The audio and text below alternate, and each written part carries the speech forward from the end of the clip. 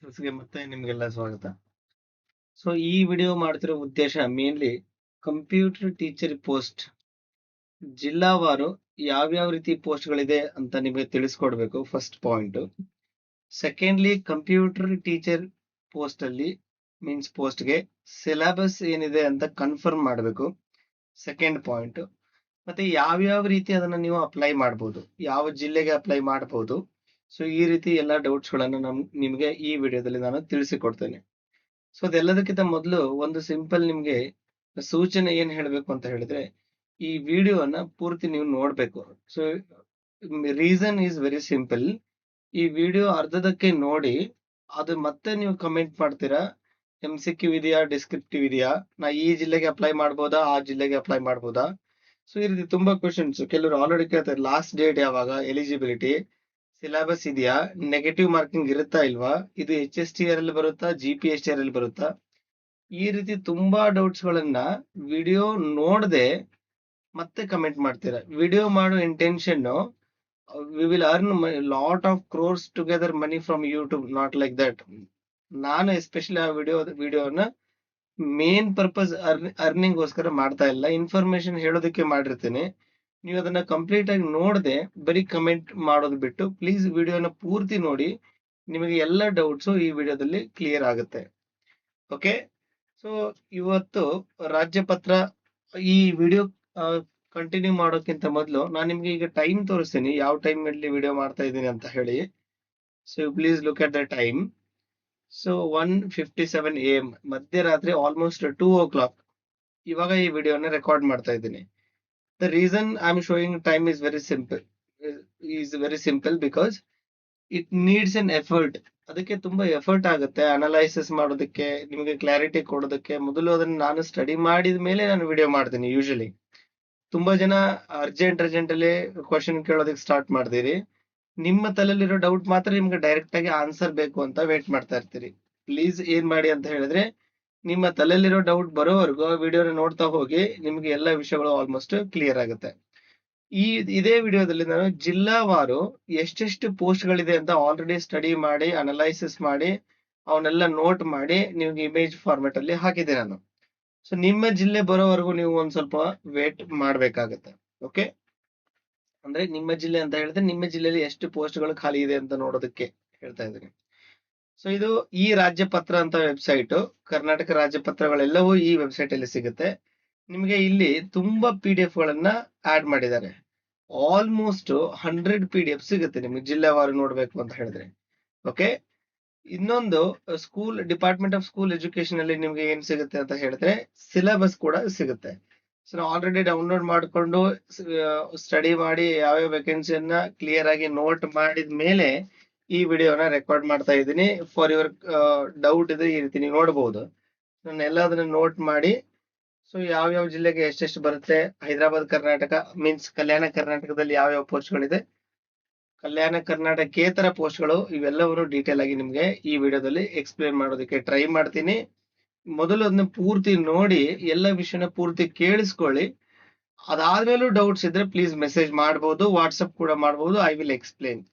First you please watch complete video, then you will have your doubts. Okay, so ಈ ವಿಡಿಯೋನ ಎಲ್ಲಿಂದ start ಮಾಡ್ತೀನಿ ಅಂತ ಹೇಳಿದ್ರೆ, please listen to each and every point. Okay, this time because I wanted to means end up this here only. Let us assume this is a climax video because ಈ ಎಲ್ಲ doubts ಇಲ್ಲಿ solve ಆದ್ಮೇಲೆ ಪ್ರತಿ ಸಲ explanatory videos ಅನ್ನ stop ಮಾಡಿ subject videos ಅನ್ನ continue ಮಾಡ್ಬೇಕು ಅಂತ ಭಾವಿಸ್ತೀನಿ ನಾನು. ಸೊ ಈ ಕಂಪ್ಯೂಟರ್ ಟೀಚರ್ ರಿಕ್ರೂಟ್ಮೆಂಟ್ ಸ್ಟಾರ್ಟ್ ಆಗಿದ್ದು ಎಲ್ಲಿಂದ ಅಂತ ಹೇಳಿದ್ರೆ 2500 ಪೋಸ್ಟ್ ಗೆ ನಾವು 2500 ಕಂಪ್ಯೂಟರ್ ಟೀಚರ್ ಅನ್ನ ರಿಕ್ರೂಟ್ ಮಾಡ್ತೀವಿ ಅಂತ ಹೇಳಿ ಗವರ್ಮೆಂಟ್ ಇಂದನೇ ಗೆಜೆಟ್ ಬಂದಿತ್ತು. ಈ ಗೆಜೆಟ್ ಅನ್ನ ನಾನು ಹೊರಡಿಸೋದಲ್ಲ. ಕೆಲವರು ನನ್ನನ್ನ ಕೇಳ್ತಾ ಇದ್ರಿ, ಸರ್ 2500 ಅಂತ ಹೇಳಿದ್ರಿ, ಇವಾಗ ಅಷ್ಟಿಲ್ವಲ್ಲ ಅಂತ ಹೇಳಿ. ಸೊ ಅದನ್ನ ನಾನು ಹೇಳಿರ್ಲಿಲ್ಲ, ಆ ಗೆಜೆಟ್ ಎಕ್ಸ್ಪ್ಲೇನ್ ಮಾಡಿದ್ದೆ ನಿಮ್ಗೆ. 2500 ಪೋಸ್ಟ್ ಗಳನ್ನ ಹೊಸದಾಗಿ ಕ್ರಿಯೇಟ್ ಮಾಡ್ತೀವಿ ಅಂತ ಹೇಳಿದ್ರು, ಸೃಷ್ಟಿಸುತ್ತೇವೆ ಅಂತ ಹೇಳಿದ್ರು. ಬಟ್ ಅವರು ಅವಾಗ ಏನ್ ಹೇಳಿರ್ಲಿಲ್ಲ ಅಂತಂದ್ರೆ, ಎಷ್ಟು ಪೋಸ್ಟ್ ಗಳಿಗೆ ಕಾಲ್ ಫಾರ್ ಮಾಡ್ತೀವಿ ಅಂತ ಹೇಳಿರ್ಲಿಲ್ಲ. ಅದನ್ನ ನಾನು ವಿಡಿಯೋದಲ್ಲಿ ಕ್ಲಿಯರ್ ಆಗಿ ಹೇಳಿದ್ದೆ. ಸೃಷ್ಟಿಸುತ್ತೇವೆ ಅಂತ ಹೇಳಿದ್ದಾರೆ, ಎಷ್ಟು ಪೋಸ್ಟ್ಗೆ ಕರೀತಾರೆ ಅಂತ ಅವರು ಹೇಳಿಲ್ಲ ಅಂತ ಆ ವಿಡಿಯೋದಲ್ಲಿ ಹೇಳಿದ್ದೆ. ಎನಿಯೋ, ಸೊ ರೀಸೆಂಟ್ ಅಲ್ಲಿ 2 ದಿವಸ ಹಿಂದೆ ಒಂದು ವಿಡಿಯೋ ಮಾಡಿದೆ, ಅದರಲ್ಲೂ ಕೂಡ ಹೇಳಿದ್ದೆ ನಾನು. ಒಂದು ಡೌಟ್ ಮಾತ್ರ ಕ್ಲಿಯರ್ ಆಗಿತ್ತು ಅಂತ ಹೇಳಿದ್ದೆ. GPSTR ಕಂಪ್ಯೂಟರ್ ಟೀಚರ್ ಅಥವಾ KPS ಕಂಪ್ಯೂಟರ್ ಟೀಚರ್ ಮತ್ತೆ ಈ 2500 ಕಂಪ್ಯೂಟರ್ ಟೀಚರ್ ಎರಡು ಬೇರೆ ಬೇರೆ ಗೆಜೆಟ್ ಬಂದಿತ್ತಲ್ವಾ? ಸೊ ಎರಡು ಬೇರೆನಾ ಎರಡು ಒಂದೇನಾ ಅಂತ ಅನಲೈಸಿಸ್ ಮಾಡ್ಬೇಕಾದ್ರೆ ಇವೆರಡು ಒಂದೇ ಬೇರೆ ಬೇರೆ ಆಗೋದಿಲ್ಲ ಅಂತ ರೀಸೆಂಟ್ ವಿಡಿಯೋದಲ್ಲಿ ಹೇಳಿದ್ದೆ. ಅದ್ರ ಜೊತೆಗೆ ಈ 2500 ಅಲ್ಲಿ ಆಲ್ 2500 ಪೋಸ್ಟ್ ಗಳನ್ನ ಕೂಡ ಕರಿಬಹುದು. ಅದರಲ್ಲಿ ಕೇವಲ 1000 ಕರಿಬಹುದು, 500 ಕರಿಬಹುದು. ಇಟ್ ಡಿಪೆಂಡ್ಸ್, ಎಷ್ಟು ಬೇಕಾದ್ರೂ ಕರಿಬಹುದು. ಬಟ್ ಟೋಟಲ್ ವೇಕೆನ್ಸಿ ಅವ್ರು ಕ್ರಿಯೇಟ್ ಮಾಡ್ತಿರೋದು 2500. ಈಗ ರಿಕ್ರೂಟ್ಮೆಂಟ್ ಆಗ್ತಿರೋದು ಎಷ್ಟು ಅಂತ ನಮಗೂ ಗೊತ್ತಿಲ್ಲ ಅಂತ ಆ ವಿಡಿಯೋದಲ್ಲಿ ಕೂಡ ನಿಮ್ಗೆ ಎಕ್ಸ್ಪ್ಲೇನ್ ಮಾಡಿದ್ದೆ. ಬೇಕಿದ್ರೆ ಒಂದ್ಸಲ ಅದನ್ನ ಬೇಕಾದ್ರೆ ನೀವು ರಿವೈಂಡ್ ಮಾಡಿ ನೋಡ್ಬೋದು. ಎನಿಎಫ್, ಸೊ ಇವತ್ತು ಡೈರೆಕ್ಟ್ ಮ್ಯಾಟರ್ಗೆ ಬರ್ತೀನಿ. ಪಾಯಿಂಟ್ ಟು ಪಾಯಿಂಟ್ ಬೇಗ ಬೇಗ ಕವರ್ ಮಾಡಿ ಆದಷ್ಟು ಕಡಿಮೆ ಟೈಮಲ್ಲಿ ವಿಡಿಯೋನ ಕಂಪ್ಲೀಟ್ ಮಾಡಿ ನಿಮ್ಗೆಲ್ಲ ಮಾಹಿತಿನ ತಿಳಿಸ್ಕೊಟ್ಟು ಈ ವಿಡಿಯೋನ ಕ್ಲೋಸ್ ಮಾಡ್ತೇನೆ. ಓಕೆ, ದೆನ್ ಈಗ ಫೈನಲ್ ಆಗಿ ನಿಮ್ಗೆ HSTR ಅಥವಾ GPT, HST ಮತ್ತೆ PST ಈ ಮೂರು ರಿಕ್ರೂಟ್ಮೆಂಟ್ ನೋಟಿಸ್ ಅಥವಾ ಗೆಜೆಟ್ ಒಂದರಲ್ಲೇ ಬಂದಿದೆ. ಪ್ರೈಮರಿ ಸ್ಕೂಲ್ ಟೀಚರ್, ಇದನ್ನ ಇಲ್ಲೇ ಕ್ಲಿಯರ್ ಮಾಡ್ತೀವಿ ನೋಡಿ. ಪ್ರೈಮರಿ ಸ್ಕೂಲ್ ಟೀಚರ್ ಅಂತ ಕರಿತೀವಿ, ಗ್ರಾಜುಯೇಟ್ ಪ್ರೈಮರಿ ಸ್ಕೂಲ್ ಟೀಚರ್ ಅಂತ ಕರಿತೀವಿ, ಹೈಸ್ಕೂಲ್ ಟೀಚರ್ ಅಂತ ಕರಿತೀವಿ. HST ಅನ್ಬಹುದು ನೀವು, ಹೈಸ್ಕೂಲ್ ಟೀಚರ್ ಅಂತ ಕರಿತೀವಿ. PST ಅಂದ್ರೆ primary school teacher 1 to 5, GPT ಅಂದ್ರೆ 6 to 8. ಸೊ ಇದು 9 and 10 ಈ ರೀತಿ. ಕೆಲವು ಹೈಸ್ಕೂಲ್ ಅಲ್ಲಿ 8 ಕೂಡ ಇರುತ್ತೆ, 8, 9 and 10. So this is how we will call. Then computer teacher GPT ಅಲ್ಲಿ ಬರುತ್ತಾ PST ಅಲ್ಲಿ ಬರುತ್ತಾ ಅಂತ ಕೆಲವರು ಕನ್ಫ್ಯೂಸ್ ಮಾಡ್ಕೊಳ್ತಾ ಇದ್ರಿ. ಸೊ 1 to 8 ಇಲ್ಲಿ ಎರಡು ಮಿಕ್ಸ್ ಆಗಿ ಬರ್ತಾ ಇದೆ. ಯಾವುದು? PST plus GPT. But you can consider this under GPT, graduate primary teacher. Sir ಮತ್ತೆ PST ನು ಬರ್ತಾ ಇದೆ ಅಲ್ವಾ? 1 to 5 PST ಬರುತ್ತೆ, 6 to 8 GPT ಅಲ್ಲಿ ಬರುತ್ತೆ, 1 to 8 GPT ಅಲ್ಲಿ ಹೇಗೆ ಬರುತ್ತೆ ಅಂತ ನೀವು ಕ್ವಶನ್ ಕೇಳಬಹುದು. ಗ್ರಾಜುಯೇಟ್ ಪ್ರೈಮರಿ ಟೀಚರ್ ಅಂತ ಅಂದ್ರೆ ಆ ಟೀಚರ್ ಬೇಸಿಕ್ ಎಜುಕೇಶನ್ ಗ್ರಾಜುಯೇಷನ್ ಇರಬೇಕು, ಡಿಗ್ರಿ ಆಗಿರ್ಬೇಕು ಅಂತ ಅರ್ಥ. ಓಕೆ, TCH, D.Ed ಅಥವಾ ಈ ರೀತಿ PUC ಮುಗಿಸ್ಕೊಂಡು D.Ed ಆ ರೀತಿ ಮಾಡಿರದೆ ಗ್ರಾಜುಯೇಟ್ ಕಂಪ್ಲೀಟ್ ಆದವರು GPT ಅಲ್ಲಿ ಕನ್ಸಿಡರ್ ಆಗ್ತಾರೆ. ಸೊ ನೀವು ಸಿಂಪ್ಲಿ ಏನಂತ ಕನ್ಸಿಡರ್ ಮಾಡಬಹುದು? Computer teacher will comes under graduate primary teacher, you can assume. But salary scale ಅಲ್ಲಿ ಸ್ವಲ್ಪ ಡಿಫರೆನ್ಸ್ ಎಲ್ಲ ಮಾಡಿದಾರೆ ಅವರು. ಸ್ಯಾಲರಿ ಬಗ್ಗೆ ನಾವು ಮಾತಾಡೋದು ಬೇಡ.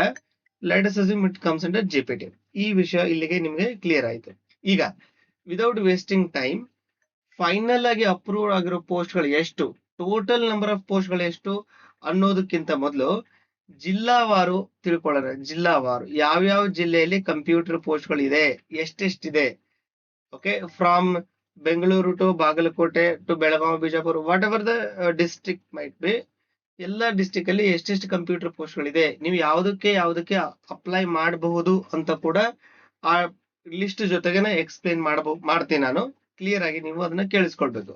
ಓಕೆ, ದೆನ್ ಇಲ್ಲಿ ಡೈರೆಕ್ಟ್ ಆಗಿ ಲಿಸ್ಟ್ ಹಾಕಿಬಿಟ್ಟಿದ್ದೆ ನಾನು. ಕೆಲವರು ಇದನ್ನ ಸ್ಕ್ರೀನ್ ಶಾಟ್ ತಗೊಳ್ತಿದ್ರೆ ತಗೊಳ್ಬಹುದು, ಬಟ್ ಎಕ್ಸ್ಪ್ಲನೇಷನ್ ಕೂಡ ಕೇಳೋದು ಇಂಪಾರ್ಟೆಂಟ್ ಆಗುತ್ತೆ. ಕೆಲವರು ಏನ್ ತಿಳ್ಕೊಂಡ್ ಬಿಟ್ಟಿದ್ದೀರಾ ಅಂತಂದ್ರೆ ನಿಮ್ಮ ಜಿಲ್ಲೆಗೆ ಅಷ್ಟೇ ನೀವು ಅಪ್ಲೈ ಮಾಡಬಹುದು, ನೀವು ಯಾವ ಜಿಲ್ಲೆಯಲ್ಲಿ ಇದ್ದೀರೋ ಆ ಜಿಲ್ಲೆಗೆ ಅಪ್ಲೈ ಮಾಡಬಹುದು ಅಂತ ತಿಳ್ಕೊಂಡಿದ್ರಿ. ಆ ರೀತಿ ಇಲ್ಲ, ನೀವು ಯಾವುದೇ ಜಿಲ್ಲೆಗೆ ಅಪ್ಲೈ ಮಾಡಬಹುದು. ಬಟ್ ಒಂದು ಪೋಸ್ಟ್ ಅನ್ನ ಒಂದು ಜಿಲ್ಲೆಗೆ ಮಾತ್ರ ಅಪ್ಲೈ ಮಾಡ್ಲಿಕ್ಕೆ ಆಗುತ್ತೆ. For example let me make it clear. ನೋಡಿ, suppose you belongs to Shivamogga ಅಂತ ಅನ್ಕೊಳ್ಳಿ. ರ್ಯಾಂಡಮ್ ಆಗಿ ನೇಮ್ ತಗೊಳ್ತಾ ಇದ್ದೀನಿ, ಯಾವ್ದಾದ್ರು ನೀವು ಕನ್ಸಿಡರ್ ಮಾಡಬಹುದು. ಶಿವಮೊಗ್ಗ ಅಥವಾ ಚಿಕ್ಕಮಗಳೂರು ಅನ್ಕೊಳ್ಳಿ. ನೀವು ಚಿಕ್ಕಮಗಳೂರು ಜಿಲ್ಲೆಗೆ ಬಿಲಾಂಗ್ ಇದ್ರೂ ಕೂಡ ಬೆಳಗಾಂ ಜಿಲ್ಲೆಗೂ ಕೂಡ ಅಪ್ಲಿಕೇಶನ್ ಹಾಕ್ಬಹುದು. You may belong to Raichur, ನೀವು ರಾಯಚೂರು ಅವರು ಇರಬಹುದು. ನೀವು ಬೆಂಗಳೂರಿಗೆ ಅಪ್ಲೈ ಮಾಡಬಹುದು, you can apply to Bengaluru. Already ಉಳಿದವರಿಗೆಲ್ಲ ಗೊತ್ತಿರುತ್ತೆ, ಆಲ್ರೆಡಿ ಲಾಸ್ಟ್ ಟೈಮ್ ಎಕ್ಸಾಮ್ ಎಲ್ಲ ಬರ್ದಿದ್ರಿಂದ ನಿಮ್ಗೆ ಈ ಬಗ್ಗೆ ಮಾಹಿತಿ ಇರುತ್ತೆ. ನಾ ಯಾರನ್ನ ಫೋಕಸ್ ಮಾಡ್ತಾ ಇದೀನಿ ಅಂತ ಹೇಳಿದ್ರೆ, ಫಸ್ಟ್ ಟೈಮ್ ಕೆಲವರು ಎಕ್ಸಾಮ್ ಕೊಡೋದಕ್ಕೆ ಹೋಗ್ತಾ ಇದ್ದೀರಾ, ಅವ್ರನ್ನು ಕೂಡ ಕನ್ಸಿಡರ್ ಮಾಡ್ಬೇಕಾಗತ್ತೆ. ಹಾಗಾಗಿ ಇದನ್ನ ಹೇಳ್ತಾ ಇದ್ದೀನಿ. ನಿಮ್ಮ ಜಿಲ್ಲೆ ರಾಯಚೂರು ಇದ್ರೂನು ನೀವು ಬೆಂಗಳೂರಿಗೂ ಕೂಡ ಅಪ್ಲೈ ಮಾಡಬಹುದು, ಬೆಂಗಳೂರಲ್ಲಿರೋ ವೇಕೆನ್ಸಿಗೆ ಅಪ್ಲೈ ಮಾಡಬಹುದು. ಆಮೇಲೆ ಎಕ್ಸಾಮ್ ಸೆಂಟರ್, ನಿಮಗೆ ಯಾವ್ದು ಸಮೀಪ ಎಕ್ಸಾಮ್ ಸೆಂಟರ್ ಇರುತ್ತೋ ಅದನ್ನು ಕೂಡ ನೀವು ಚೂಸ್ ಮಾಡಬಹುದು. So your district may be different, you are applying for some other district and you are choosing your own exam centre. Exam centre ಬಗ್ಗೆ ಹೇಳ್ತಾ ಇದ್ದೀನಿ. ನೀವು ಎಕ್ಸಾಮ್ ಬರೆಯೋದಲ್ಲಿ ನೀವು ಎಲ್ಲಿ ಅಪ್ಲೈ ಮಾಡಿರ್ತೀರೋ ಅಪಾಯಿಂಟ್ಮೆಂಟ್ ಆಗುತ್ತೆ ಅಲ್ಲಿ. So this is how it works. ಈ ರೀತಿ ಇದು ವರ್ಕ್ ಆಗುತ್ತೆ. ಬಟ್ ಏನು, ಈಗ ಕಂಪ್ಯೂಟರ್ ಟೀಚರು ಫಾರ್ ಎಕ್ಸಾಂಪಲ್ ನೀವು ಬೆಳಗಾವಿ ಜಿಲ್ಲೆಗೆ ಅಪ್ಲೈ ಮಾಡ್ತಿದ್ದೀರ ಅಂತ ಇಟ್ಕೊಳ್ಳಿ. ನೀವು ಮತ್ತೆ ಬಾಗಲಕೋಟೆ ಜಿಲ್ಲೆಗೆ ಅಪ್ಲೈ ಮಾಡೋದಕ್ಕೆ ಬರೋದಿಲ್ಲ. ಸೊ ಒಂದು ಜಿಲ್ಲೆಗೆ ಮಾತ್ರ ಅಪ್ಲೈ ಮಾಡಬಹುದು ಸೇಮ್ ಪೋಸ್ಟ್. ಸೊ ಬೆಳಗಾವಿಗೆ ನೀವು ಕಂಪ್ಯೂಟರ್ ಟೀಚರ್ ಅಪ್ಲೈ ಮಾಡ್ತಾ ಇದ್ದೀರಾ, ಬಾಗಲಕೋಟದಲ್ಲಿ ಮ್ಯಾಥಮೆಟಿಕ್ಸ್ ಅಪ್ಲೈ ಮಾಡ್ತಾ ಇದ್ದೀರಾ, ದಟ್ ಈಸ್ ಓಕೆ, ಅದು ನಡೆಯುತ್ತೆ. ಒಂದು ಹುದ್ದೆ ಒಂದು ಜಿಲ್ಲೆಗೆ ಮಾತ್ರ ನೀವು ಅದನ್ನ ಅಪ್ಲೈ ಮಾಡಬಹುದು. ಒಂದಕ್ಕಿಂತ ಜಾಸ್ತಿ ಅಪ್ಲೈ ಮಾಡಕ್ ಆಗೋದಿಲ್ವಾ ಅಂತ ಕೇಳಬಹುದು. ಆಗತ್ತೆ, ಬಟ್ ಒಂದು ಹುದ್ದೆ ಒಂದು ಜಿಲ್ಲೆಗೆ, ಇನ್ನೊಂದು ಬೇರೆ ಹುದ್ದೆ ಬೇಕಾದ್ರೆ ಚೂಸ್ ಮಾಡ್ಕೊಳ್ಬಹುದು. ಸೊ ಈ ಡೌಟ್ ನಿಮ್ಗೆ ಕ್ಲಿಯರ್ ಆಯ್ತು ಅಂತ ಅನ್ಕೊಳ್ತೀನಿ. ಸೊ ಈಗ ಜಿಲ್ಲೆ ವೈಸ್ ನೋಡ್ತಾ ಹೋಗೋಣ.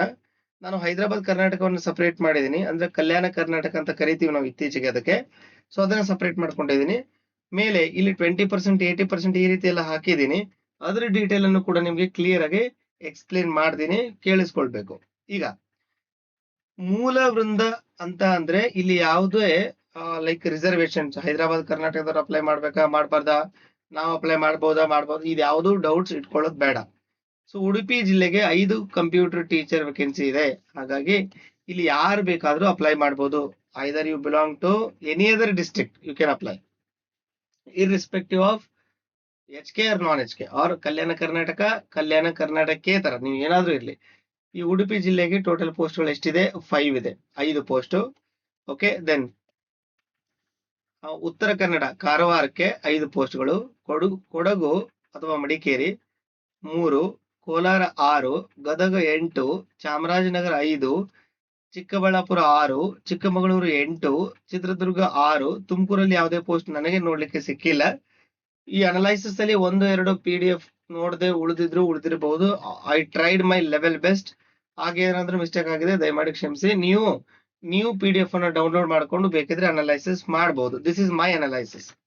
ಓಕೆ, ದೆನ್ ದಕ್ಷಿಣ ಕನ್ನಡಕ್ಕೆ 7 ಪೋಸ್ಟ್ಗಳಿದೆ. ದಾವಣಗೆರೆ 6, ಧಾರವಾಡಕ್ಕೆ 9, ಬಾಗಲಕೋಟೆಗೆ 12, ಚಿಕ್ಕೋಡಿ ಶೈಕ್ಷಣಿಕ ಜಿಲ್ಲೆಗೆ 14, ಬೆಳಗಾವಿಲಿ 11, ಬೆಂಗಳೂರು ಉತ್ತರ 1+5. 1+5 ಅಂದ್ರೆ ಶಾಲಾ ಶಿಕ್ಷಣ ಇಲಾಖೆಯಿಂದ 1 ಪೋಸ್ಟ್ ಇದೆ, ಅಂದ್ರೆ 5 ಪೋಸ್ಟ್ಗಳಿದೆ. ಒಂದು ಬೆಂಗಳೂರು ಜಿಲ್ಲೆಯಿಂದ 1. however you consider it is 6 post, total 6 ಇದೆ. ಬೆಂಗಳೂರು ದಕ್ಷಿಣಕ್ಕೆ 4, ಬೆಂಗಳೂರು ಗ್ರಾಮಾಂತರ 4, ಶಿರಸಿಗೆ 6, ಮಂಡ್ಯ 8, ಶಿವಮೊಗ್ಗ 7, ಹಾವೇರಿ 8, ಹಾಸನ 8, ಮಧುಗಿರಿ ಇದು ಕೂಡ ಶೈಕ್ಷಣಿಕ ಜಿಲ್ಲೆ ಇದೆ. ಶೈಕ್ಷಣಿಕ ಜಿಲ್ಲೆ ಮಧುಗಿರಿ 4, ಮೈಸೂರು 9, ರಾಮನಗರ ನನಗೆ ನೋಡ್ಲಿಕ್ಕೆ ಇರ್ಲಿಲ್ಲ ಆಕ್ಚುಲಿ. ದೆನ್ ವಿಜಯಪುರ 12. ಈ ಮೇಲೆ ಮಾರ್ಕ್ ಮಾಡಿರೋ ಎಲ್ಲಾ ಜಿಲ್ಲೆಗಳು ಕಂಪ್ಲೀಟ್ಲಿ ಓಪನ್, ಮೂಲ ವೃಂದ ಅಂತ ಕರಿತೀವಿ. ಉಳಿಕೆ ಮೂಲ ವೃಂದ ಬೇರೆ, ಕೆಡೆರ್ ಅಂತ ಕರಿತೀವಿ. ಓಕೆ, ಇದು ಉಳಿಕೆ ಮೂಲ ವೃಂದ ಅಥವಾ RPC ಅಂತ ನಿಮ್ಗೆ ನೋಡೋದಕ್ಕೆ ಸಿಗುತ್ತೆ. RPC ಅಂದ್ರೂ ಒಂದೇ, ಉಳಿಕೆ ಮೂಲ ವೃಂದ ಅಂದ್ರೂ ಒಂದೇ. ಓಕೆ, ಸೊ ಇಲ್ಲಿ ಯಾವ್ದು ರಿಸರ್ವೇಶನ್, ಇವು ಜನರಲ್. ಓಕೆ, ಇದರಲ್ಲಿ ಮತ್ತೆ ಡಿವೈಡ್ ಆಗುತ್ತೆ, ಕನ್ನಡ ಮಾಧ್ಯಮ, ಗ್ರಾಮೀಣ ಅದೆಲ್ಲ ಮಾತಾಡ್ತಾ ಇಲ್ಲ ನಾನು. ಟೋಟಲ್ ನಂಬರ್ ಆಫ್ ಪೋಸ್ಟ್ ಮಾತಾಡ್ತಾ ಇದ್ದೀನಿ. ಗ್ರಾಮೀಣಕ್ಕೆ ಎಷ್ಟು, ಕನ್ನಡ ಮಾಧ್ಯಮ ಇದ್ದವ್ರು ಎಷ್ಟು % ಸಿಗುತ್ತೆ ಅದೆಲ್ಲ ನಾನು ಮಾತಾಡ್ತಾ ಇಲ್ಲ. ಟೋಟಲ್ ಎಷ್ಟು ಹುದ್ದೆಗಳು ಖಾಲಿ ಇದೆ ಈ ಜಿಲ್ಲೆಗಳಲ್ಲಿ ಅಂತ ಹೇಳಿದ್ದೀನಿ. ಬೇಕಿದ್ರೆ ನೀವು ಅದನ್ನ ಸ್ಕ್ರೀನ್ ಶಾಟ್ ತಗೊಳ್ತಿದ್ರೆ ತಗೊಳ್ಬಹುದು. ಯಾಕೆಂದ್ರೆ ನಾನು ಆಲ್ರೆಡಿ ಎಲ್ಲ PDF ಅನ್ನು ಓಪನ್ ಮಾಡಿ ಅನಲೈಸಿಸ್ ಮಾಡಿ ನೋಟ್ ಮಾಡಿ ಬರ್ದಿದ್ದೇನೆ. ಓಕೆ, ಇದು ಸ್ಕ್ರೀನ್ ಶಾಟ್ ತಗೊಳ್ತಿದ್ರೆ ತಗೊಳ್ಬಹುದು, ಯಾವ್ಯಾವ ಜಿಲ್ಲೆಯಲ್ಲಿ ಎಷ್ಟೆಷ್ಟು ಪೋಸ್ಟ್ಗಳಿದೆ ಅಂತ. ಇನ್ನ ಇಲ್ಲಿ ಬೆಂಗಳೂರು ಇಂದ ಎಲ್ಲಿವರೆಗೂ ಅಪ್ ಟು ಬೀದರ್ ವರೆಗೂ. ಈಗ ಕೆಲವು ಪೋಸ್ಟ್ಗಳು specially for Hyderabad Karnataka, but ನಾವು ಅದಕ್ಕೆ ಈಗ ಕಲ್ಯಾಣ ಕರ್ನಾಟಕ ಅಂತ ಕರಿತೀವಿ. ಈ ಕೆಳಗೆ ಕಾಣಿಸ್ತಿರೋ ಎಲ್ಲಾ ಜಿಲ್ಲೆಗಳು ಕಲ್ಯಾಣ ಕರ್ನಾಟಕದಲ್ಲಿಯೇ ಬರುತ್ತೆ. ಸೊ ಅಲ್ಲಿ ಎಷ್ಟೆಷ್ಟು ಹುದ್ದೆಗಳು ಖಾಲಿ ಇದೆ ಅಂತ ನೀವು ನೋಡ್ಬೋದು. ಇಲ್ಲಿ ಬೀದರಲ್ಲಿ 20 ಹುದ್ದೆಗಳಿದೆ, 20 ವೇಕೆನ್ಸೀಸ್. ರಾಯಚೂರು 47, ಯಾದಗಿರಿ 28, ಬೆಂಗಳೂರು ನಗರ 1.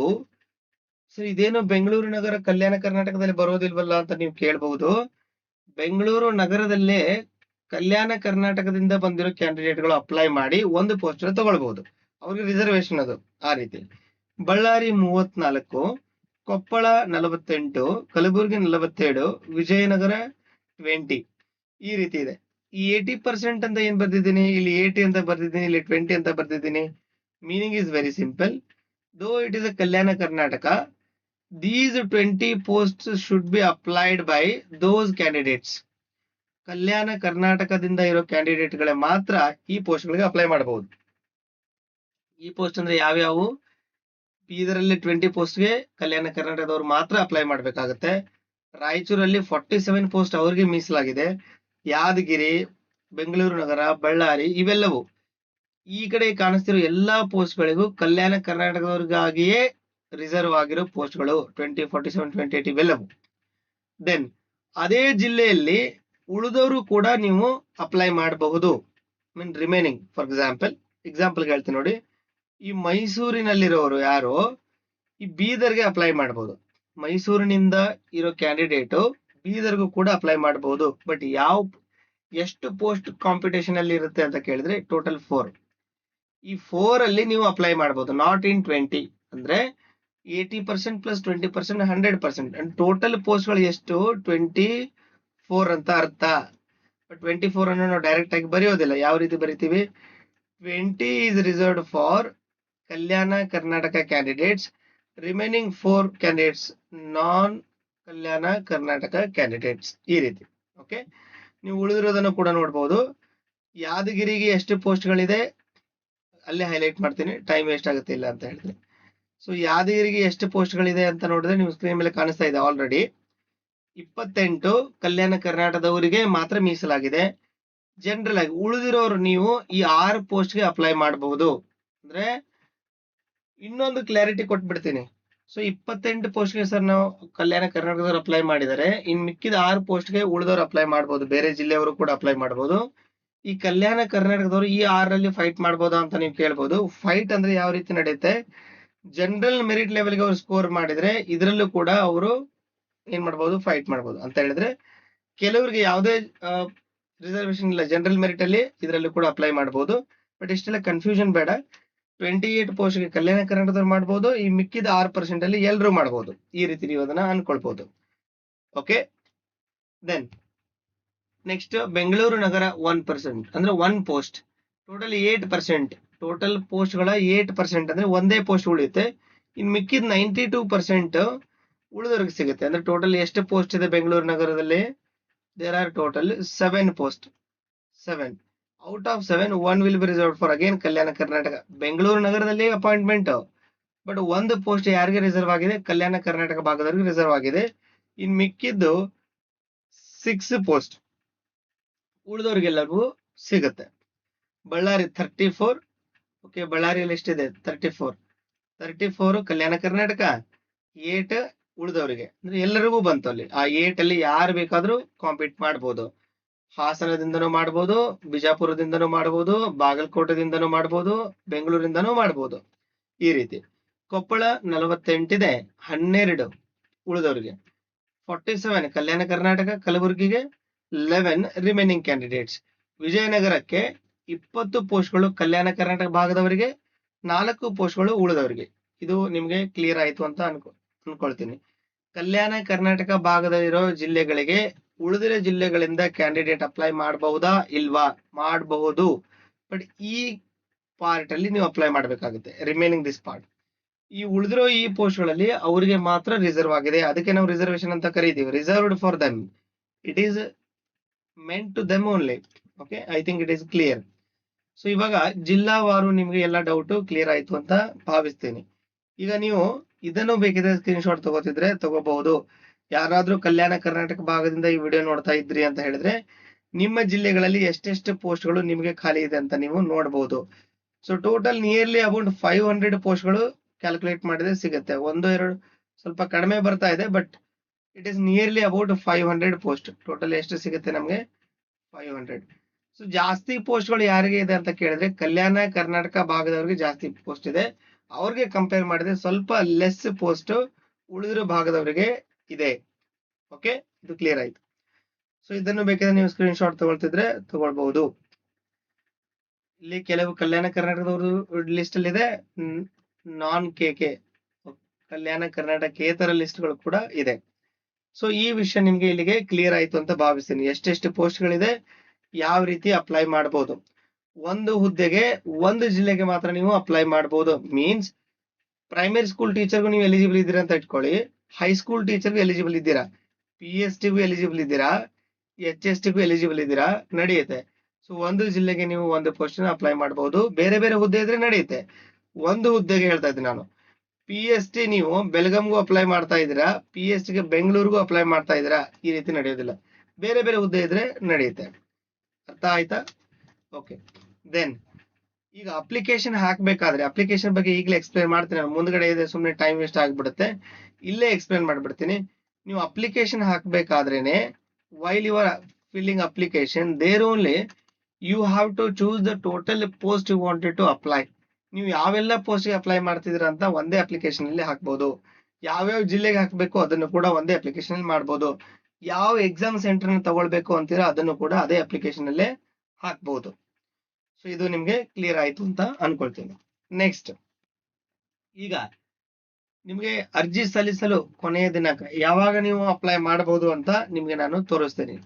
ಇಲ್ಲಿ ನೋಡಬಹುದು 18/8/2026 to 7/9/2026. Last date will be 7. Last date ಯಾವಾಗಿದೆ?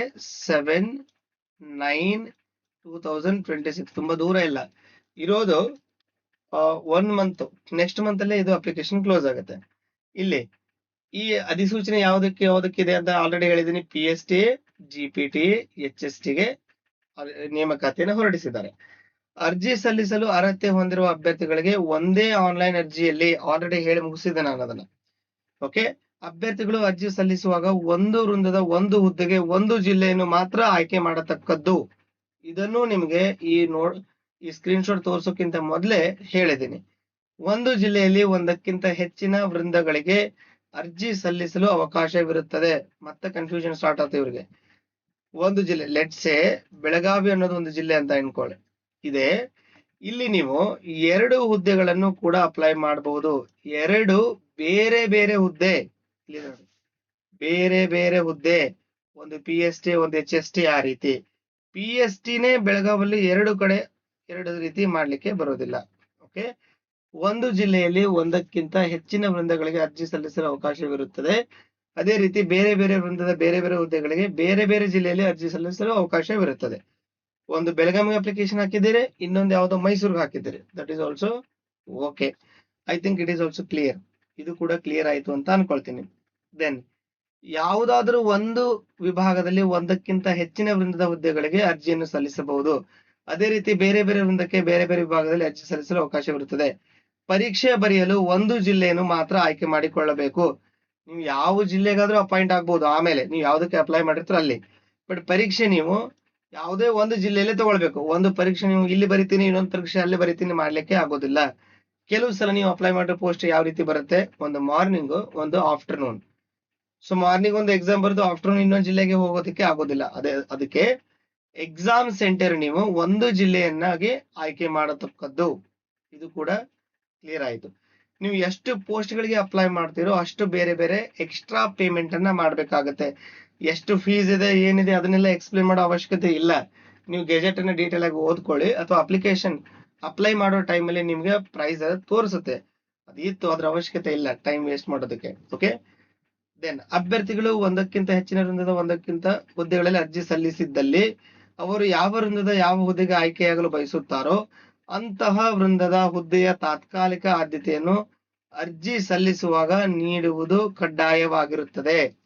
Multiple ಜಾಬ್ಗೆ ನೀವು ಅಪ್ಲೈ ಮಾಡ್ತಾ ಇದ್ರಿ ಅಂತ ಹೇಳಿದ್ರೆ ಯಾವುದಕ್ಕೆ ಪ್ರಿಫರೆನ್ಸ್ ಕೊಡ್ತೀರಿ ಅಂತ ಅಪ್ಲಿಕೇಶನ್ ಹಾಕೋ ಟೈಮಲ್ಲಿ ಅವರಿಗೆ ನೀವು ಹೇಳಬೇಕಾಗುತ್ತೆ.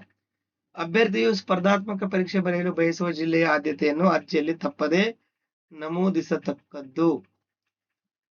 ಯಾವ ಜಿಲ್ಲೆಯನ್ನು ನೀವು ಆದ್ಯತೆ ಪ್ರಿಫರೆನ್ಸ್ ಕೊಡ್ತೀರೋ ಅದನ್ನ ನೀವು.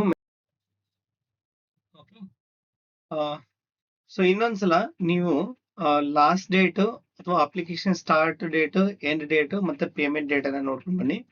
18/8/2026 ಇದೇ ತಿಂಗಳು 18ನೇ ತಾರೀಕು. ಕೊನೆ ದಿನಾಂಕ ಯಾವಾಗ? 7/9/2026. ನೆಕ್ಸ್ಟ್ ಮಂತ್ 7ನೇ ತಾರೀಕುವರೆಗೂ ಇದೆ. ನಿಮಗೆ ಪೇಮೆಂಟ್ ಮಾಡ್ಲಿಕ್ಕೆ ಒಂದು 3 ದಿನ ಎಕ್ಸ್ಟ್ರಾ ಟೈಮ್ ಕೊಟ್ಟಿದ್ದಾರೆ.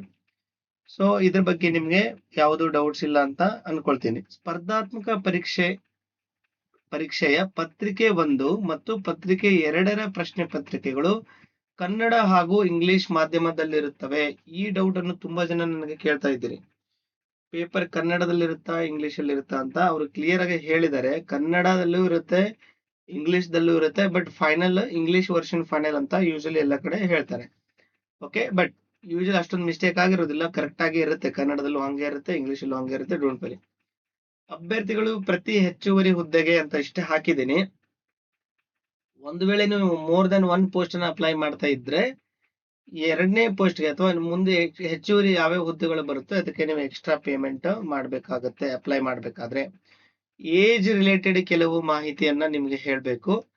ಒಂದು general merit 40 years, 2A, 2B, 3A, 3B 43 years, SC, ST category 1 ಅಥವಾ PWD ವಿಶೇಷ ಚೇತನ ಅಭ್ಯರ್ಥಿಗಳಿಗೆ 45 ಇಯರ್ಸ್ ಅನ್ನ ಕೊಟ್ಟಿದ್ದಾರೆ. ಸೊ ಇದು ಕೂಡ ಇಲ್ಲಿ ಕ್ಲಿಯರ್ ಆಯ್ತು. ಇದು ನಮ್ ಟಾಪಿಕ್. ಗಣಕ ವಿಜ್ಞಾನ ಶಿಕ್ಷಕರು 1 ರಿಂದ 8ನೇ ತರಗತಿ ಈ ಹುದ್ದೆಗೆ ಮಾತ್ರ ಅರ್ಜಿ ಸಲ್ಲಿಸುವವರಿಗೆ KARTET, CTET ಮತ್ತು B.Ed ಪದವಿ ತೇರ್ಗಡೆ ಹೊಂದಿರುವುದರಿಂದ ಪ್ರಸ್ತುತ ಅಂದ್ರೆ ಸದ್ಯಕ್ಕೆ ವಿನಾಯಿತಿ ನೀಡಿದೆ. ಈ ಸದ್ಯಕ್ಕೆ ಮಾತ್ರ. ಆದರೆ ನೇಮಕಾತಿಗೊಂಡ ದಿನಾಂಕದಿಂದ 5 ವರ್ಷಗಳ ಒಳಗೆ B.Ed ಪದವಿಯನ್ನು ಹುದ್ದೆಗೆ ಸಂಬಂಧಿಸಿದ ಬೋಧನಾ ವಿಧಾನದಲ್ಲಿ ಮತ್ತು KRTET ಅಥವಾ CTET ಯನ್ನು ಪೂರ್ಣಗೊಳಿಸುವುದು ಕಡ್ಡಾಯ ಅಂತ ಹೇಳಿದ್ದಾರೆ. B.Ed ಮಾಡಬೇಕು, TET ಅಥವಾ CTET ಅಥವಾ TET ಅನ್ನ ಕ್ಲಿಯರ್ ಮಾಡಬೇಕು. ಈಗಲ್ಲ, ಅಪಾಯಿಂಟ್ಮೆಂಟ್ ಆದ್ಮೇಲೆ ಟೈಮ್ ಇದೆ. ಸೊ ಅಪಾಯಿಂಟ್ಮೆಂಟ್ ಆದ್ಮೇಲೆ ಯು ವಿಲ್ ಬಿ ರಿಲ್ಯಾಕ್ಸ್ಡ್, ಹೇಗೋ ಮಾಡಿ ಕ್ಲಿಯರ್ ಮಾಡ್ಕೊಳ್ಬಹುದು. ಅಪಾಯಿಂಟ್ಮೆಂಟ್ ಆಗೋದು ತುಂಬಾ ಡಿಫಿಕಲ್ಟ್. ಇನ್ನು ಸಿಲೆಬಸ್ ತೋರಿಸಿಲ್ಲ ನಾನು, ಸದ್ಯದಲ್ಲಿ ನಿಮ್ಗೆ ಸಿಲೆಬಸ್ ಅನ್ನು ತೋರಿಸ್ತೀನಿ. ಈ ವಿಷಯಗಳನ್ನೆಲ್ಲ ಮೊದಲು ಕ್ಲಿಯರ್ ಆಗಿ ಮುಗಿಸೋಣ. ಗಣಕಯಂತ್ರ ವಿಜ್ಞಾನ ಶಿಕ್ಷಕರು, ಇಲ್ಲಿ ಕೆಲವು ರೂಲ್ಸ್ ಆಲ್ರೆಡಿ ಮೊನ್ನೆ ವಿಡಿಯೋದಲ್ಲಿ ಏನ್ ಎಕ್ಸ್ಪ್ಲೇನ್ ಮಾಡಿದ್ನೋ ಅದೇ ಇದೆ. 50% ನಿಮ್ದು ಬೇಸಿಕ್ ಡಿಗ್ರಿಯಲ್ಲಿ ಇರಬೇಕು. BE, ಓಕೆ, ಈ ವಿಷಯಗಳು ಹೇಳಿದ್ದೀನಿ ನಾನು ನಿಮ್ಗೆ. BE, ದೆನ್ BTech, ಇವೆಲ್ಲ ಕಾನ್ಸೆಪ್ಟ್ ಆಲ್ರೆಡಿ ಹೇಳಿದ್ದೀನಿ ನಾನು. ಇನ್ಫಾರ್ಮೇಶನ್ ಯಾವ್ದೋ E&C ದವರು ಎಲಿಜಿಬಲ್ ಇದ್ದೀರಿ, ಇನ್ಫಾರ್ಮೇಶನ್ ಸೈನ್ಸ್ ದವರು ಇದ್ದೀರಿ, ಕಂಪ್ಯೂಟರ್ ಸೈನ್ಸ್ ದವರು ಇದ್ದೀರಿ, BSc, CS, BC ಇವರೆಲ್ಲರೂ ಎಲಿಜಿಬಲ್ ಇದ್ದೀರಿ. ಲಾಸ್ಟ್ ವಿಡಿಯೋದಲ್ಲಿ ಏನ್ ಹೇಳಿದ್ನೋ ಸೇಮ್ ರೂಲ್ಸ್ ಇಲ್ಲೂ ಕೂಡ ಅಪ್ಲೈ ಆಗುತ್ತೆ. ಒಂದ್ಸಲ ನೋಡ್ಬೋದು ನೀವು. Bachelor of science BSc computer science, bachelor of computer application BCA, bachelor of engineering computer science information science E&C electronics and communication, then bachelor of technology BTech computer science information science E&C. ಈ ರೀತಿ ನಿಮ್ದು education ಇರಬೇಕು.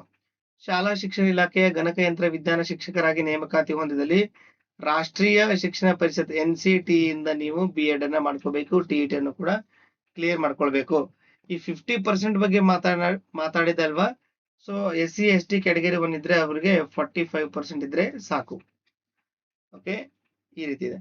85% and 15% ಅಂತ ಇಲ್ಲಿ add ಮಾಡಿದ್ದೀನಿ. The reason meaning is 85% ನಿಮ್ದು ಏನಾಗುತ್ತೆ ಅಂತ ಹೇಳಿದ್ರೆ ಕಾಂಪಿಟೇಟಿವ್ ಎಕ್ಸಾಮ್ ಸ್ಕೋರ್, ಸ್ಪರ್ಧಾತ್ಮಕ ಅಥವಾ ಡೈರೆಕ್ಟ್ ನೀವು ಏನಂತ ಕರಿಬಹುದು CET. 15% ಇವರು degree score, degree basic degree ಯಾವ್ದಾದ್ರು ಇರಲಿ, BE ಆದ್ರೂ ಇರಲಿ, BSc ಆದ್ರೂ ಇರಲಿ, ಯಾವ್ದಾದ್ರು ಇರಲಿ. ಉದ್ಯೋಗದ ಸಲುವಾಗಿ ಪಡೆದ ಜಾತಿ ಮತ್ತು ಆದಾಯ ಪ್ರಮಾಣ ಪತ್ರಗಳನ್ನು ಮಾತ್ರ ಪರಿಗಣಿಸಲಾಗುವುದು. ಕ್ಲಿಯರ್ ಆಗಿ ಹೇಳಿದ್ದಾರೆ. ಇನ್ಕಮ್ ಸರ್ಟಿಫಿಕೇಟ್ ಮತ್ತೆ ಕಾಸ್ಟ್ ಸರ್ಟಿಫಿಕೇಟ್ ಎರಡೂ ಉದ್ಯೋಗದ ಸಲುವಾಗಿ ನೀವು ಇಟ್ಟಿರ್ಬೇಕು.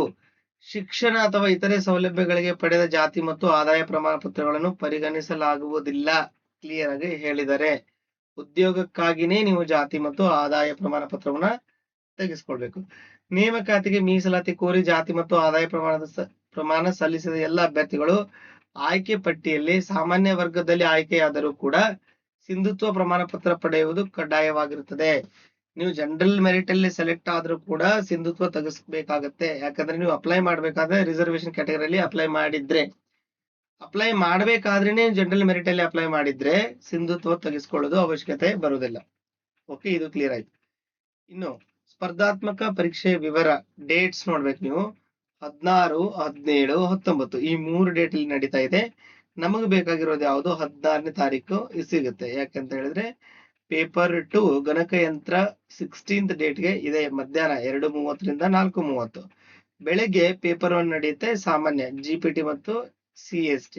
ಅದು ಎಲ್ಲರಿಗೂ ಕಾಮನ್ ಎಕ್ಸಾಮ್ ಇರುತ್ತೆ. ಪತ್ರಿಕೆ 1 ಸಿಲೆಬಸ್ ನೋಡ್ಬೋದು.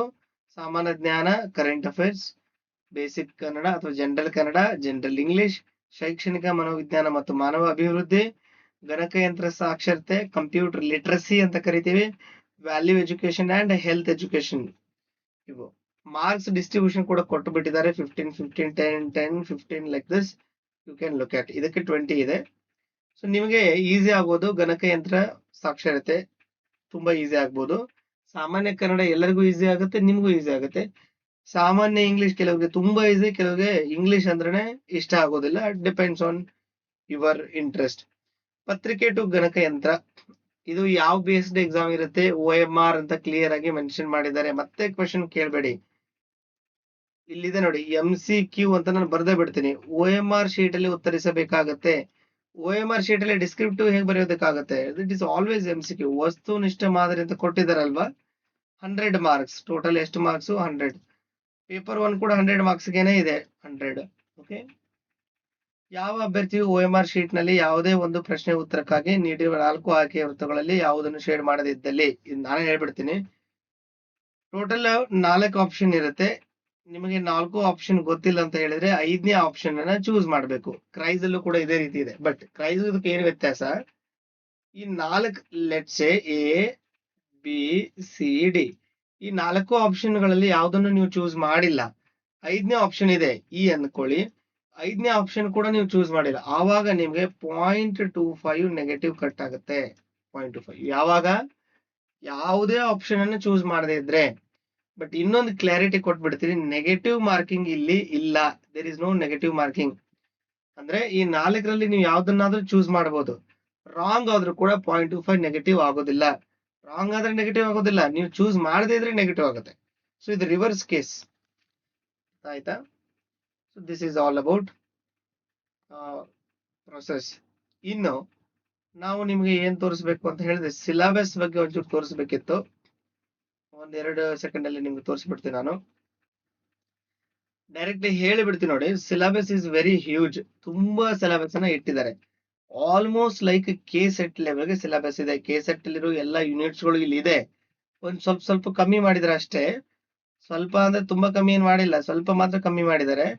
It is almost like K-Set question paper only, means syllabus only. ಅದೇ ರೀತಿ ಸಿಲೆಬಸ್ ನಿಮಗೆ ನೋಡ್ಲಿಕ್ಕೆ ಸಿಗುತ್ತೆ. This is officially announced. Website ಅಲ್ಲಿ ಸಿಗುತ್ತೆ. ಈ ವೆಬ್ಸೈಟ್ ಅಲ್ಲಿ ನಿಮಗೆ ಇಲ್ಲಿ ನೋಡಬಹುದು. ನೀವು ಇಲ್ಲಿದೆ ನೋಡಿ, school department of school education ಇದೆ ಅಲ್ವಾ, ಇಲ್ಲಿ syllabus for competitive examination for teachers recruitment ಅಂತ ಕೊಟ್ಟಿದ್ದಾರೆ. ಇಲ್ಲಿ ಎಲ್ಲ ತುಂಬಾ ಸಬ್ಜೆಕ್ಟ್ ಗಳಿದೆ. ನೀವು ಡೈರೆಕ್ಟ್ ಆಗಿ ಕಂಪ್ಯೂಟರ್ ಸೈನ್ಸ್ ನ ನೋಡಬಹುದು. ಎಲ್ಲಿದೆ? ಇಲ್ಲಿ GPT ಪೇಪರ್ 2 CST ಅಂದ್ರೆ ಕಂಪ್ಯೂಟರ್ ಸೈನ್ಸ್ ಟೀಚರ್. ನೀವು ಕ್ಲಿಕ್ ಮಾಡಿದ್ರಿ ಅಂತ ಹೇಳಿದ್ರೆ ಆ ಸಿಲೆಬಸ್ ಓಪನ್ ಆಗುತ್ತೆ. ಏನೇನಿದೆ ಪೇಪರ್ 2 ಅಲ್ಲಿ ಸಿಲೆಬಸ್? ಫಂಡಮೆಂಟಲ್ಸ್ ಆಫ್ ಕಂಪ್ಯೂಟರ್, ಇಲ್ಲಿ word, PowerPoint, excel, motherboard, how computer works, memory, power supply, everything will be there in fundamental.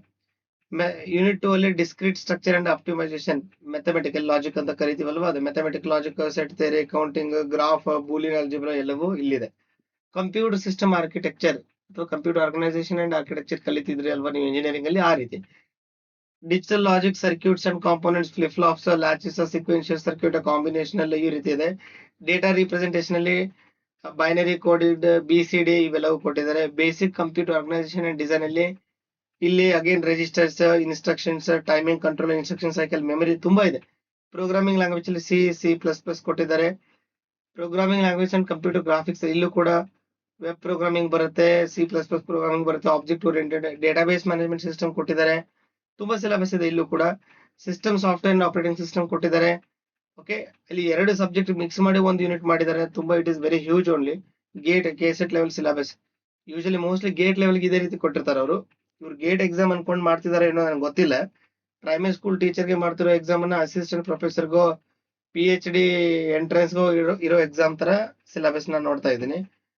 ಇದರಲ್ಲಿ 2 ಪ್ರಾಬ್ಲಮ್ ಇದೆ. ಒಂದು, ಸಿಲೆಬಸ್ 6 months ಅರ್ಲಿನೇ ರಿಲೀಸ್ ಮಾಡಿಬಿಟ್ಟು ಇವಾಗ ಹೈರಿಂಗ್ ಮಾಡ್ತಾ ಇದ್ರೆ at least you could have tried it.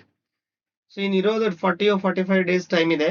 ಇವಾಗ syllabus release ಮಾಡಿ 6 ತಿಂಗಳಾದ್ರೂ complete ಆಗದಿರೋ syllabus ನ ಕೊಟ್ಬಿಟ್ಟು ಸ್ಟಡಿ ಮಾಡು ಅಂತ ಅಂದ್ರೆ ಇಟ್ ಈಸ್ ಹೈಲಿ ಇಂಪಾಸಿಬಲ್. ಕೆಲವರು ನನಗೆ ರಿಕ್ವೆಸ್ಟ್ ಮಾಡ್ತಿದ್ರೆ, ತುಂಬಾ ರಿಕ್ವೆಸ್ಟ್ ಮಾಡ್ತಾ ಇದ್ರೆ ಕ್ಲಾಸ್ ಮಾಡಿ ಸರ್ ಪ್ಲೀಸ್ ಅಂತ. ನಾನು ನಿಮ್ಮ ಹತ್ರ ದುಡ್ಡು ತಗೊಂಡು ಕ್ಲಾಸ್ ಮಾಡಬಹುದು. It is very easy for me. ನೋಡಿ, ಒಂದು ಸಿಂಪಲ್ ಎಕ್ಸಾಂಪಲ್ ಹೇಳ್ತೀನಿ ನಾನು. 1000 rupees ಫೀಸ್ ಅನ್ನ ಇಟ್ಬಿಟ್ಟು, ಓಕೆ, 1000 ಮೆಂಬರ್ಸ್ ಆ ಕೋರ್ಸ್ ಪರ್ಚೇಸ್ ಮಾಡಿದ್ರೆ I will earn 10 lakhs. 1000 rupees fees, 1000 members, I will earn 10 lakhs. But I don't want to do that. The thing is very clear because I am not going to complete this syllabus within the time given. ಈ pressure ಅಲ್ಲಿ syllabus ಅನ್ನು ಮುಗಿಸೋದಕ್ಕೆ ಆಗೋದಿಲ್ಲ. So I'm already doing CRISE and that I am going to complete. But ಇದನ್ನ within A time ಅಲ್ಲಿ ಮಾಡೋದಕ್ಕೆ ಆಗೋದಿಲ್ಲ. ತುಂಬಾ units ಇದೆ, ತುಂಬಾ ಸಬ್ಜೆಕ್ಟ್ಸ್ ಇದೆ. ಒಂದು ಸಬ್ಜೆಕ್ಟ್ ಇನ್ನೊಂದು ಸಬ್ಜೆಕ್ಟ್ಗೆ ತುಂಬಾ ಡಿಫರೆಂಟ್ ಆಗಿದೆ.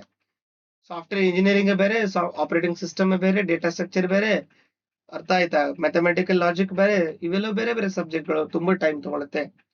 Data structures and algorithms, data communication and computer networks, okay, artificial intelligence, 10 units ನಿಮ್ಗೆ ಆಡ್ ಮಾಡಿದ್ದಾರೆ. I am telling you directly. Okay, assistant professor ಆಗೋದಕ್ಕೆ ಒಂದು ಎಂಟ್ರೆನ್ಸ್ ಎಕ್ಸಾಮ್ ಬರೀತೀರಿ ಅಲ್ವಾ, UGC NET KCET ಅಂತ. ಈ ಸಿಲೆಬಸ್ ಅಭ್ಯಾಸ ಮಾಡಿದ್ರೆ ಆ ಎಕ್ಸಾಮ್ ಕೂಡ ಕ್ಲಿಯರ್ ಆಗುತ್ತೆ. I don't know why I am not demotivating. Sure I am not demotivating, but problem ಏನಂದ್ರೆ ಇಷ್ಟು ಸಿಲೆಬಸ್ ಇದೆ. But still you have to apply. There is no negative. Application ಹಾಕ್ಬೋದು, ಎಕ್ಸಾಮ್ ಬರಿಬಹುದು. And what I am planning right now, instead of launching my own course, let me try to help you as much as possible from YouTube, because I am not taking any money from you and I don't have any pressure. ಅಲ್ಲಿ ನನಗೆ ಯಾವುದು pressure ಇರೋದಿಲ್ಲ. Course launch ಮಾಡಿದ್ರೆ ನೀವು ತುಂಬಾ message ಮಾಡ್ತೀರಿ, videos ಬರ್ತಾ ಇಲ್ಲ, ನೋಟ್ಸ್ ಬರ್ತಾ ಇಲ್ಲ ಸರ್, ವಿಡಿಯೋಸ್ ಆರ್ಗನೈಸ್ಡ್ ಆಗಿ ಬರ್ತಾ ಇಲ್ಲ, ತುಂಬಾ ಕ್ವಶನ್ಸ್ ಬರುತ್ತೆ. ಇರ್ಲಿ, that is a part of the game.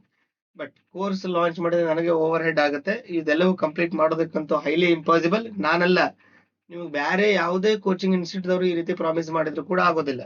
If there is only one faculty. 10 ಮಂದಿ ಫ್ಯಾಕಲ್ಟಿ ಇದ್ರೆ ಆಗ್ಬೋದು. ಒಂದೊಂದು ಫ್ಯಾಕಲ್ಟಿ ಒಂದೊಂದು ಯೂನಿಟ್ ಅನ್ನು ಕಂಪ್ಲೀಟ್ ಮಾಡ್ತಾ ಹೋಗ್ಬೋದು. ಅಟ್ಲೀಸ್ಟ್ 5 ಮೆಂಬರ್ಸ್ ಆದ್ರೂ ಇರಬೇಕು. ಅವಾಗ ಮಾತ್ರ 45 ಡೇಸ್ ಅಲ್ಲಿ ಇದು ಕಂಪ್ಲೀಟ್ ಆಗುತ್ತೆ. ಬಟ್ ತುಂಬಾ ಟೈಮ್ ತಗೊಳುತ್ತೆ. ನೀವು ಬರೀ ಕ್ಲಾಸ್ ಕೇಳ್ತಾ ಹೋಗ್ಬೇಕು, ಸಿಲೆಬಸ್ ಮುಗಿಯೋಷ್ಟರಲ್ಲಿ ಎಕ್ಸಾಮೇ ಮುಗಿದೋಗಿರುತ್ತೆ.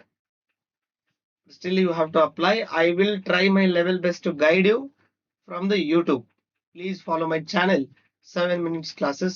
ವಾಟ್ಸಪ್, ಅದೇ ಯೂಟ್ಯೂಬ್ ಚಾನಲ್ ಅಲ್ಲಿ ವಾಟ್ಸಪ್ ಚಾನಲ್ ಲಿಂಕ್ ಕೂಡ ಹಾಕಿರ್ತೇನೆ. ಓಕೆ, ಸಬ್ಸ್ಕ್ರೈಬ್ ಮಾಡ್ರಿ. ಆದಷ್ಟು ಈ ಎಕ್ಸಾಮ್ ಯಾರ್ಯಾರು ಪ್ರಿಪೇರ್ ಮಾಡ್ತಿರ್ತಾರೋ ಅವ್ರಿಗೆಲ್ಲರಿಗೂ ಶೇರ್ ಮಾಡ್ರಿ. Thank you.